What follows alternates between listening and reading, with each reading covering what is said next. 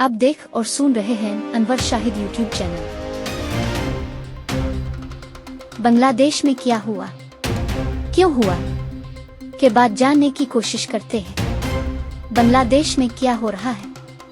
सूरत हाल का तफसीली जायजा पेश खिदमत है कैलिफोर्निया से अनवर शाहिद की ज़बानी, जो बांग्लादेश के उमूर पर गहरी नज़र रखते हैं। शेख हसीना की सरकारी रिहाइशगाह को अजायब घर में तब्दील कर दिया गया। नाजायज दौलत के पहाड़ बैरून मुल्क मुंतकिल कर दिए गए। बांग्लादेश और हिंदुस्तान के दरमियान परवाजें घटकर आधी रह गईं। कलकत्ता के शॉपिंग सेंटर वीरान। पाकिस्तान से बराह रास्त परवाजें शुरू करने के बारे में मुज़ाकरात। अफसानों से ज़्यादा दिलचस्प, चौंका देने वाली मगर सच्ची खबरें सुनिए और सुनते रहिए। बांग्लादेश की साबिक वज़ीर आज़म शेख हसीना की सरकारी रिहाइशगाह को जमहूरी जद्दोजहद की यादगार के तौर पर अजायब घर में तब्दील कर दिया गया है, जहाँ तलबा की इनकलाबी तहरीक से वाबस्ता यादगार अशिया संभाल कर रखी जाएंगी। यादगार जद्दोजहद जौलाई के नाम से कायम होने वाले इस अजायब घर में आईना घर के नाम से बदनाम ज़माना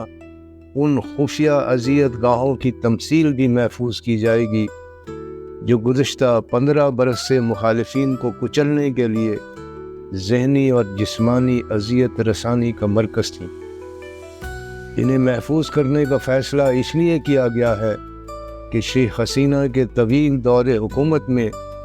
मुखालिफिन पर किए जाने वाले बहीमाना जुल्म व सितम को कभी फरामोश न किया जा सके। अबूरी हुकूमत ने शेर बंगाल नगर में वाक़े इस अजायब घर के क़याम का ऐलान करते हुए बताया कि इसकी तामीर अगले माह दिसंबर में शुरू कर दी जाएगी। तारीख की सितम ज़रीफ़ी देखिए कि इस अजायब घर से सिर्फ 5 किलोमीटर दूर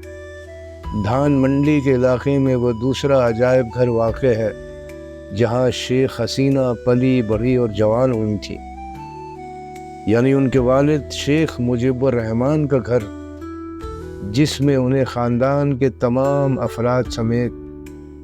सन 1975 में कत्ल कर दिया गया था। इस वाक़े के तकरीबन 20 साल बाद हालात जब अवामी लीग के हक़ में पलटे थे तो उसने इस घर को आज़ादी की यादगार के तौर पर अजायब घर में तब्दील कर दिया था। अपने ख़ानदान के कत्ल के वक्त शेख हसीना और उनकी हमशीरा शेख रिहाना की जान इसलिए बच गई थी कि उन दिनों वो जर्मनी में थी, जहाँ शेख हसीना अपने शौहर वाजिद से मिलने गई हुई थी, जो वहाँ मुलाजिमत करते थे। शौहर से मुलाकात के बाद शेख हसीना तब भी हिंदुस्तान ही पहुँची थी, जहाँ वो ख़ुद को महफूज समझती थी और जहाँ उन्होंने 6 साल भेष बदल कर गुजारे थे। सन 1981 में अलबत्ता जब बांग्लादेश के सरबराह जनरल ज़ियाउर रहमान कत्ल कर दिए गए तो वो बरतानिया मुंतकिल हो गई थी। शेख हसीना के दौरे हुकूमत में रकूम के जो पहाड़ नाजायज़ तौर पर बैरून मुल्क मुंतकिल किए गए, उनकी जसामत का अंदाज़ा इस बात से भी लगाया जा सकता है कि इस रकम से बांग्लादेश के 10 बड़े शहरों में से हर एक शहर में एक बुर्ज खलीफा तामीर किया जा सकता था। बैरून मुल्क मुंतकिल की जाने वाली $17 बिलियन की इस रकम के बारे में इंकशाफ बांग्लादेश के सेंट्रल बैंक के सरबराह एहसन मसरूर ने किया। उन्होंने बरतानिया के मुमताज़ अखबार फाइनेंशियल टाइम्स को इंटरव्यू देते हुए बताया कि शेख हसीना से क़ुर्बत रखने वाले ताजरों और सनतकारों ने बैंकों से भारी रकूम قرضوں اور جعلی امپورٹ انوائسز کی صورت میں حاصل کی۔ انہوں نے یہ بھی بتایا کہ $10 بلین تو شیخ حسینہ کے قریبی حلقے میں شامل ایک معروف تاجر نے حاصل کر لیے، جس کا نام لیتے ہوئے انہوں نے کہا کہ اس قسم کا لین دین بینکوں کے سربراہوں پر خفیہ ایجنسیوں کے دباؤ کے بغیر ممکن نہ تھا۔ انہوں نے کہا کہ بینکوں کو اتنی بڑی رقم سے محروم کرنے کی کوئی اور مثال بینکنگ کی تاریخ میں شاید ہی ملتی ہو۔ اس صورتحال کی وجہ سے حکومت کی تبدیلی کے بعد بنگلہ دیش کے بینکوں کو بہت بڑے بحران کا سامنا کرنا پڑ رہا ہے،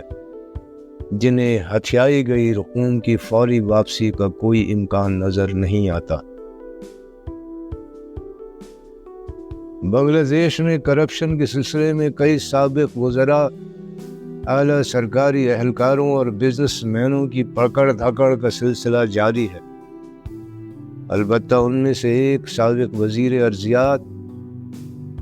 فرار ہونے میں کامیاب ہو گئے ہیں، جنہوں نے بیرون ملک رقم منتقل کر کے وہاں بیش قیمت جائیدادیں بنا لی تھی۔ ان کی بیرون ملک شان و شوکت اس قدر غیر معمولی تھی کہ اس کے بارے میں بھیس بدل کر کام کرنے والی الجزیرہ ٹی وی کی ایک ٹیم نے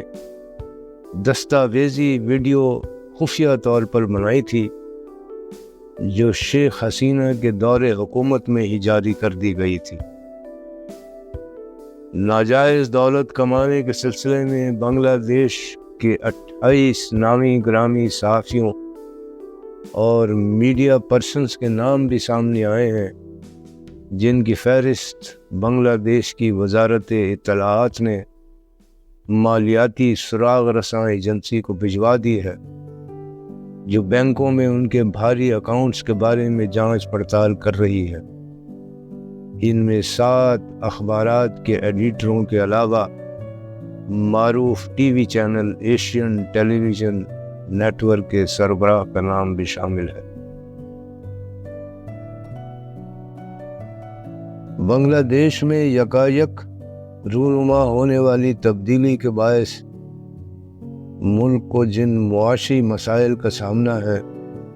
ان کے حل میں عبوری حکومت کے نوبل انعام یافتہ سربراہ ڈاکٹر محمد یونس کا بین الاقوامی اثر و رسوخ اہم کردار ادا کر رہا ہے۔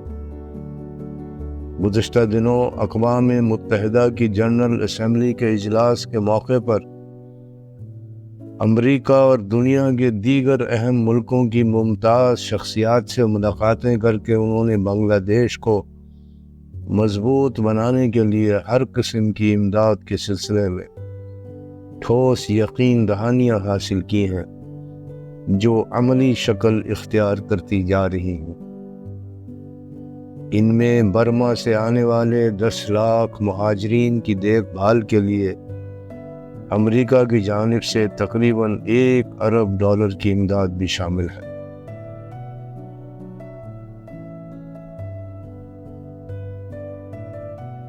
بنگلہ دیش میں جنم لینے والی نئی صورتحال کے نتیجے میں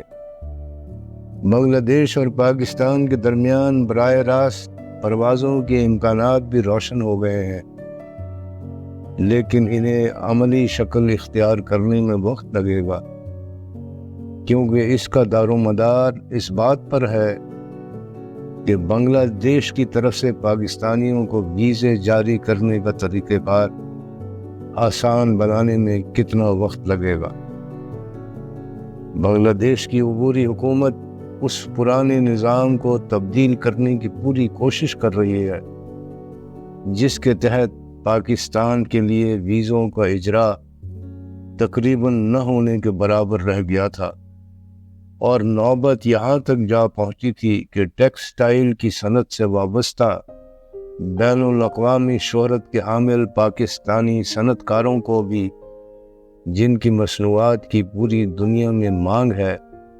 ویزے جاری نہیں کیے جا رہے تھے۔ اسے ایک دلچسپ اتفاق کہا جا سکتا ہے کہ سیاحت اور تجارت کے فروغ کے لیے پاکستان نے بنگلہ دیش میں حکومت کی تبدیلی سے کچھ عرصہ قبل ہی اپنی ویزا پالیسی پر نظر ثانی کی تھی، جس کے تحت بنگلہ دیش سمیت کئی ملکوں کے لیے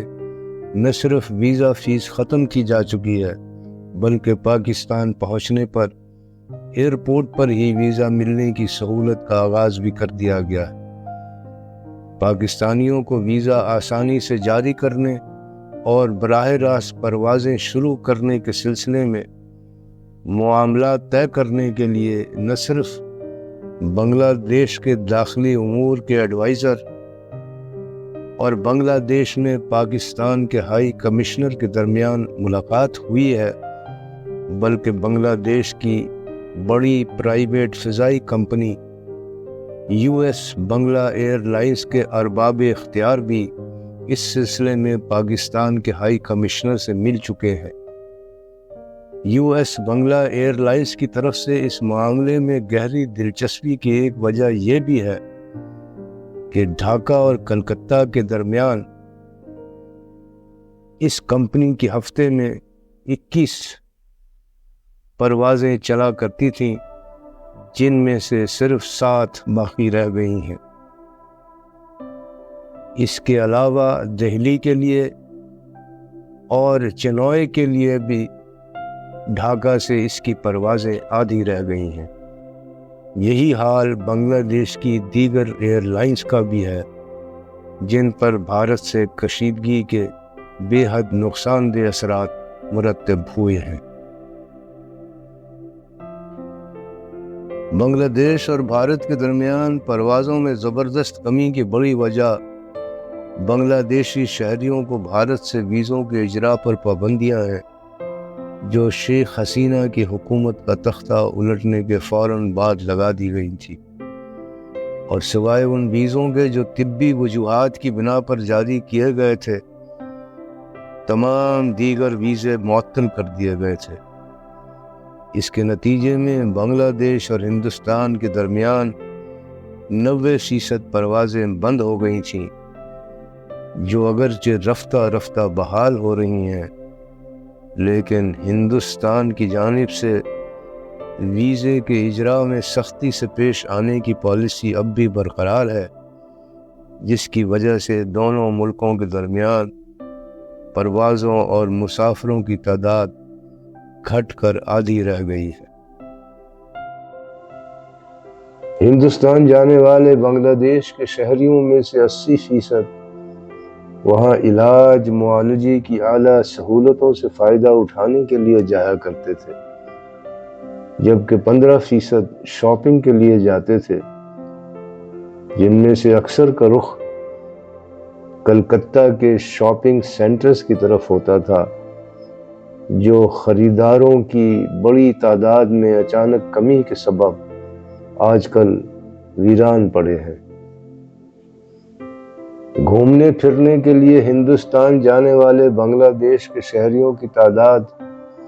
اگرچہ شاپنگ کے لیے جانے والوں سے بہت کم، یعنی صرف 5% تھی، لیکن تناسب اتنا کم ہونے کے باوجود وہ ہندوستان آنے والے سیاحوں میں سب سے زیادہ تھے۔ ہندوستان میں گزشتہ برس دنیا بھر سے 92 لاکھ سیاح آئے، جن میں سے 20 لاکھ بنگلہ دیشی تھے۔ ان سے ہندوستان کو تقریباً $5 بلین کی آمدنی ہوئی، جو پاکستان کو اس سال سیاحوں سے ہونے والی آمدنی سے تقریباً 4 گنا تھی۔ سیاحت کے اس پہلو کو پیش نظر رکھتے ہوئے حکومت پاکستان کو نہ صرف بنگلہ دیش اور پاکستان کے درمیان براہ راست پروازیں جلد از جلد شروع کیے جانے پر زور دینا چاہیے، بلکہ سیاحت کے شعبے میں بنگلہ دیشی سرمایہ کاروں کی دلچسپی کے امکانات بھی تلاش کرنے چاہیے، جو بنگلہ دیش میں کاکسس بازار کے ساحل جیسے معروف سیاحتی مرکز میں 5 اسٹار ہوٹل قائم کر کے اسے بین الاقوامی سیاحوں کی توجہ کا مقبول مرکز بنا چکے ہیں۔